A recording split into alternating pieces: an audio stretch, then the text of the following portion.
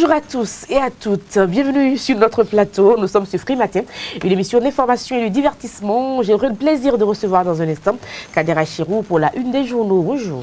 Bonjour à vous, Nana Divan, chers amis internautes, bonjour à la une de l'actualité. Ce matin, on peut retenir l'agenda du président Patrice Talon à Tokyo, Japon. Nous avons également la une des parutions de ce matin, le compte rendu de l'émission Ask Gouv d'hier. Et pour finir, à la une des parutions de ce matin, nous avons quelques commentaires et analyses au sujet du dialogue politique. Nous allons recevoir Billy Laibi pour le bulletin matinal d'information et puis Lario Sadiak-Benon s'installera donc pour l'actualité sportive. Nous ferons un commentaire sur l'actualité et puis, si tout va bien, les prévisions astrologiques pour boucler la boucle.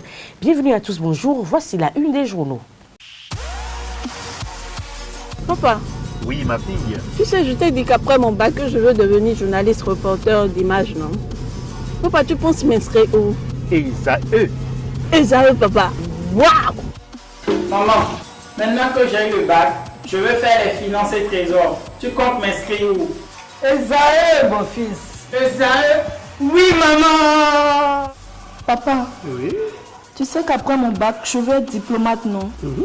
Et tu comptes m'inscrire dans quelle université? Mais Esaü, naturellement. Esaü? À ESAE, vous êtes bien formé dans les filières comme administration du travail et de la sécurité sociale, administration générale et territoriale, administration des impôts, gestion des marchés publics, planification et développement local, droit et sciences économiques et de gestion. ESAE, c'est aussi sa télé numérique ESAE TV et son journal L'Informateur. ESAE, c'est à Bedjromede, 3e rue après le carrefour 16 ampoules allant à Jericho. Numéro de téléphone 98 98 14 00 96 80 55 11 90 93 65 21. ESAE, l'excellence a un nom. Bonjour à nouveau, chers amis internautes. Nous démarrons ce matin, comme à l'accoutumée, par le quotidien béninois d'information générale et d'analyse d'informateurs qui titre en manchette ce matin 2020 sera l'année des châteaux et des réseaux du site Sylvain Adoko-Migan. Des détails à la page 3 de la parution du Jour du Canard au sujet de l'émission gouvernementale Ask Gouv. Nous restons à la une de l'informateur de ce matin, en deuxième titre à la une. Deuxième conférence des préfets du Bénin, un conclave pour une meilleure gouvernance locale. Le compte rendu vous est proposé dans l'école de la parution du jour de l'informateur. À découvrir dans l'école de la parution du jour du quotidien béninois d'information générale et d'analyse l'informateur, le journal École des étudiants en journalisme à l'école supérieure d'administration d'économie de journalisme et des métiers de l'audiovisuel ESAE. Info Plus. En deuxième titre à la une ce matin, diplomatie, talon à l'intronisation du prince Naruhito. Des détails dans l'école de la parution du jour du Canard et toujours à la une de l'Info Plus de ce matin. Énergie électrique, recharge électronique de compteurs prépayés désormais disponibles. Des précisions dans l'école de la parution du jour de Info Plus. Le quotidien de service public à nation titre en manchette ce matin, intronisation du nouvel empereur du Japon, le président Patrice Talon, présent à la cérémonie. Des détails à la page 3 de la parution du jour du Canard au sujet de l'agenda du président de la République à l'occasion. Nous restons à la une de la nation de ce matin. Programme du Bénin avec le Fonds monétaire international. Kristalina Georgieva salue les performances enregistrées. Des précisions à la page 6 de la parution du jour du Canard. Toujours à la une du quotidien de service public La Nation. Recharge de compteurs prépayés d'énergie via Move Money, un gain de temps et d'argent pour les clients. Des précisions dans la colonne de la parution du jour de La Nation.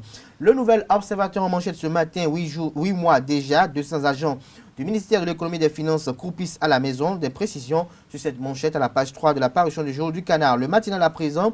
Décrispation du climat socio-politique, la loi sur l'amnistie pour sauver les casseurs. Des précisions à la page 11 de la parution du jour du Canard. Et toujours à la une de Le Matin de ce matin, à propos de l'accès universel à l'eau potable en milieu rural, 2020 sera une année des châteaux et des réseaux. Des précisions aux pages 6 et 7 de la parution du jour du Canard. Nous passons à présent au quotidien L'Économiste. Hervé Guédégbé, invité du club de l'économiste, les réalisations et perspectives de l'ARCEP présentées.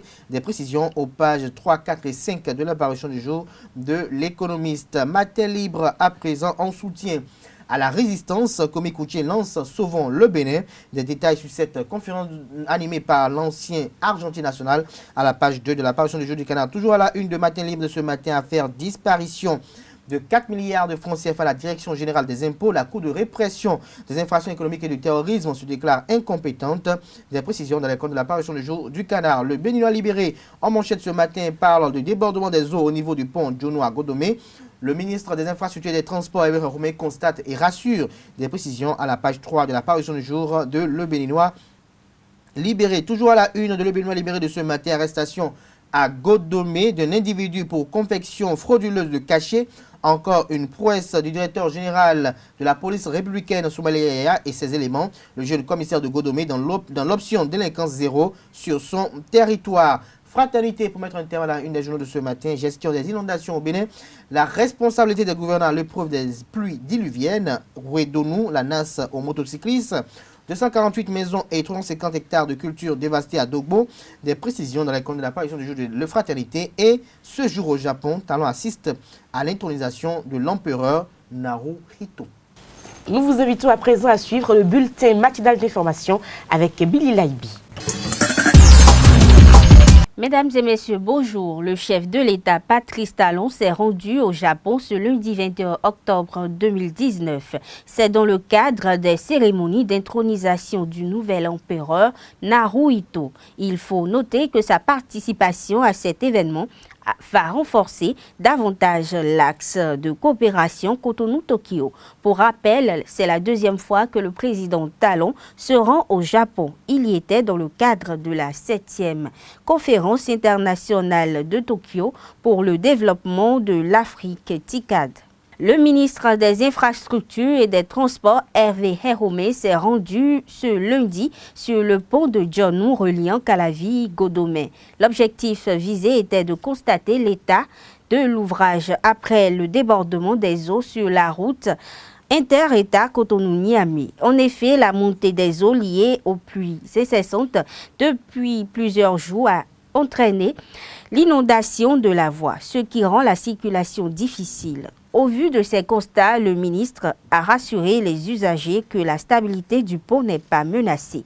Il les a également invités à suivre les indications des forces de sécurité et à faire preuve de prudence pendant leur traversée.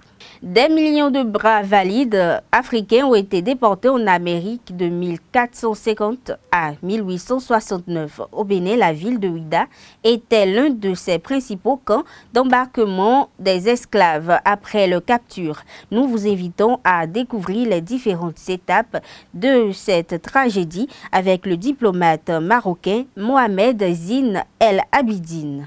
L'histoire, celle de la route des esclaves à Ouida, a pris son envol ici à la place des 1000 douleurs. Capturés lors des guerres tribales et raptes, ces hommes et femmes sont vendus aux enchères sur ces lieux aux négriers contre des objets de valeur de l'époque tels que des miroirs et des canons. Et ces captifs de guerre, ils marchaient depuis Abomey. Parce qu'Abomey jusqu'ici, ça faisait 135 km. Donc ils faisaient 4 jours de marche et 3 nuits de marche avant de venir ici. Et donc arrivés dans le marché, avant de les acheter, les négriers faisaient le tri des esclaves. Ils regardaient la dentition. S'ils avaient tous les dents en place, ils étaient costauds, robustes et dodus. Donc après le tri de ces esclaves, ils achètent les esclaves. Après avoir acheté les esclaves, la place en face, c'était là où ils marquaient les esclaves au fer rouge. Grâce à Juste, guide touristique, Mohamed Zine El Abidine, diplomate marocain en fin de mission au Bénin, se plonge dans ce passé douloureux. Tombé sous le charme de la cité historique, il emprunte étape par étape le chemin des déportés ce samedi du 9 octobre 2019. L'arbre de l'oubli, la case Noazomaï, la fosse commune, il ne peut plus contenir ses émotions. J'ai passé ici 3 années de ma carrière professionnelle et j'étais toujours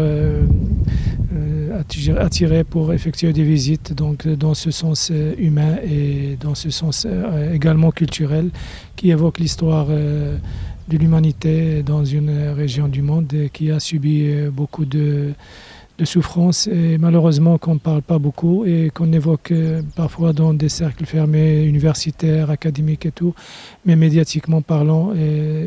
Moi j'ai vécu ici 3 ans, donc c'est rarement qu'on parle et qu'on évoque ces questions de l'histoire de l'esclavage. Pour combler ce vide, Le diplomate révèle alors son talent d'artiste peintre et plasticien en s'inspirant de 3 statues, celle de l'homme et de la femme bâillonnée, ainsi que l'homme libéré. Ces 3 statues m'ont inspiré pour réaliser 3 tableaux que j'ai exposés récemment à Cotonou.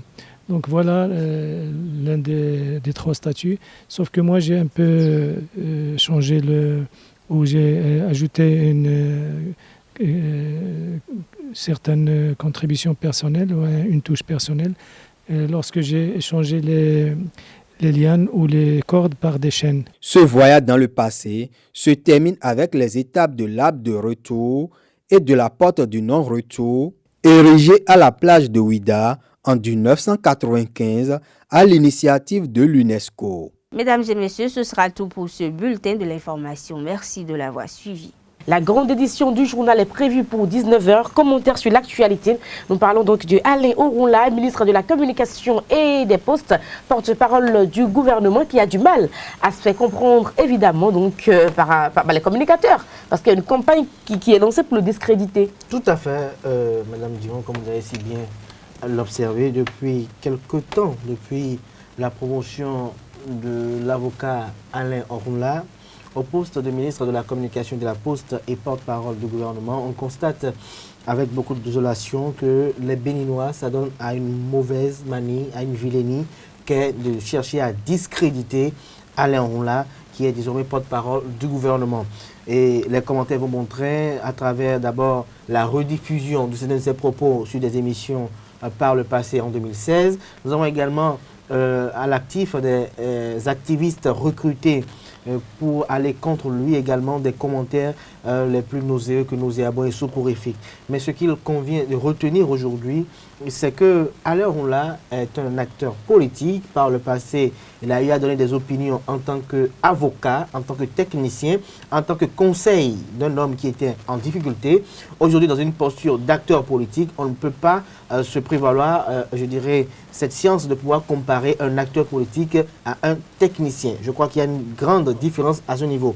Outre cela également, lorsqu'on parle aussi de morale, lorsqu'on parle aussi de constance politique, je crois que les acteurs politiques que nous avons eus depuis 1990 à aujourd'hui, nous les connaissons au Bénin et nous savons à quel point ils sont si inconstants, pour ne pas dire ils sont les plus changeants. Nous avons vu certains avoir soutenu Patrice Talon bec et ongle, mais au lendemain de l'avènement du régime du président Patrice Talon, lorsque les réformes ont commencé par être douloureuses et qui ont commencé par déranger leurs intérêts, ils ont été les premiers à crier contre Patrice Talon.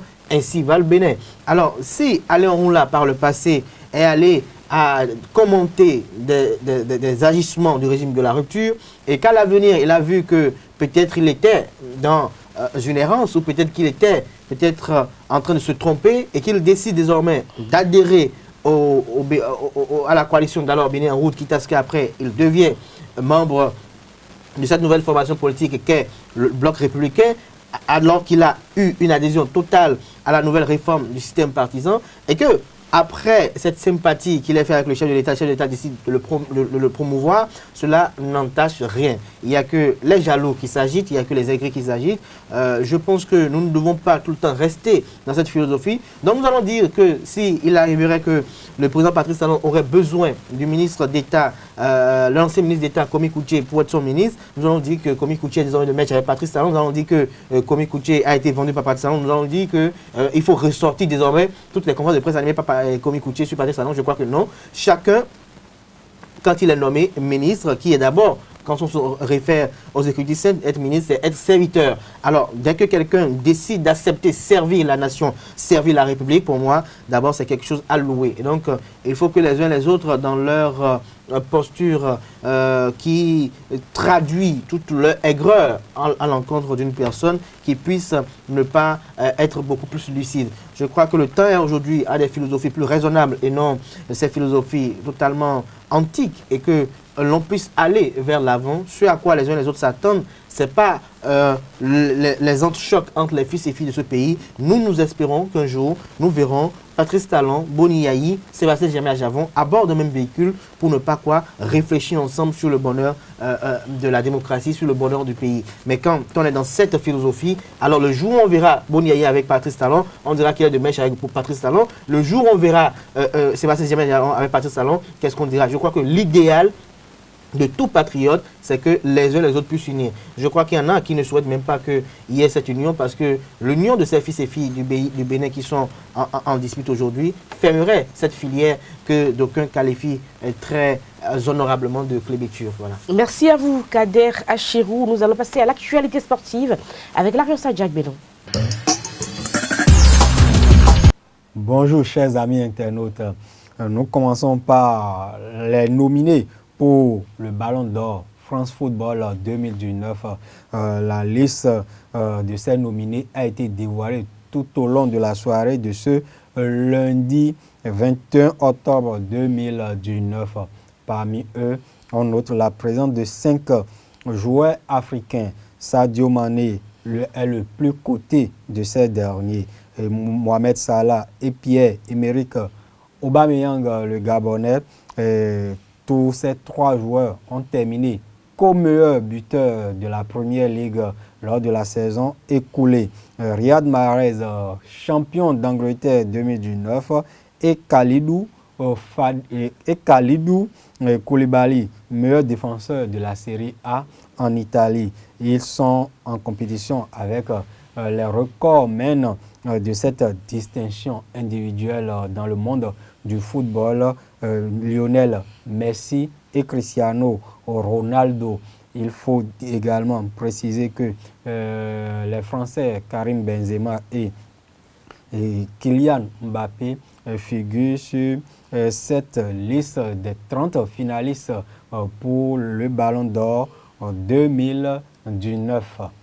Plus que 2 jours pour Ezaïe Football Club avant de connaître son adversaire au tour additionnel de la Coupe de la Confédération Total CAF 2019-2020. Le jeudi prochain, Zamalek reçoit Génération Foot du Sénégal pour le compte de la manche retour du second tour préliminaire de la Ligue africaine des champions Total CAF 2019-2020. Le perdant de cette rencontre va rencontrer le 30 octobre prochain Ezaïe Football Club pour le compte du dernier tour de la Coupe de la Confédération. Il faut dire simplement que en attendant de connaître cet adversaire, les universitaires s'entraînent ce matin même du côté du stade René Pleven de Cotonou. Et pour finir cette page sport, une nouvelle triste, le Bénin pleure l'ancien capitaine des écureuils juniors de 2005 à la CAN, organisé par le Bénin en 2005 et au mondial en Hollande en 2005, la même année. Et Osseni Bachirou a tiré sa révérence tôt ce matin au centre hospitalier et départemental du Borgou. Ainsi, sur FM Frais Matin du jour, portez-vous bien. À demain pour un autre numéro. Au revoir.